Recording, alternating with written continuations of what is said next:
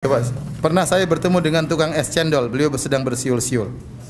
Kemudian saya tanya, sudah habis bang esnya? Belum pak, masih banyak, kata tukang esnya. Terus saya tanya lagi, senang banget pak? Iya nih lagi dapat kenalan baru pak, kata tukang esnya. Terus saya bilang, ya sudah bungkusin 3 bungkus bang. Kemudian tukang esnya bertanya, pak kalau kepingin nikah lagi syaratnya apa sih pak? Tukang esnya.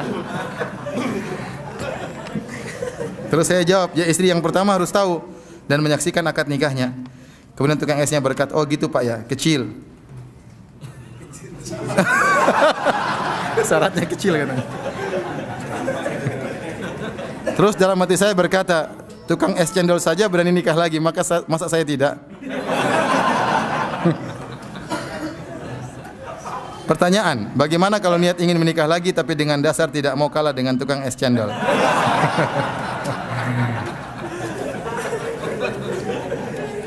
Ingat kalau mau nikah lagi, intinya harus apa? Harus punya ilmu, punya kemampuan, ya. Punya ilmu dan punya kemampuan.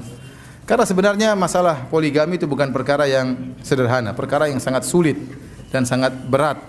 Ya, bagaimana bisa mengatur 2 istri, 3 istri itu tidak mudah. Ya. Oleh karena seorang tatkala ingin berpoligami, ya pertama harus punya modal, ya. Bukan cuma modal nekat. Modal bersaing dengan tukang es. Harus punya modal. Yang kedua harus punya ilmu, ya. Belajar fikih nikah, ya. Belajar fikih cerai, ya. Hati-hati lagi emosi karena banyak poligami ujung-ujungnya perceraian. Ini sangat menyedihkan.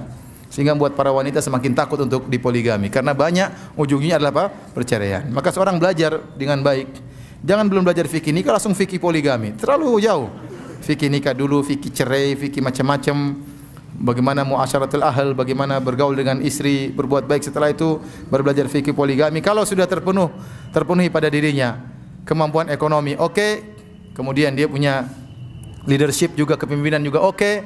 Kemudian punya ilmu, oke, silahkan poligami. Itu syariat Allah Subhanahu wa taala. Makanya saya sering sampaikan, poligami adalah syariat yang indah, tapi tidak semua bisa melakukannya. Tidak semua bisa melakukannya. Ada orang poligami tapi tidak punya kepemimpinan. Ya. Takut melulu, ya.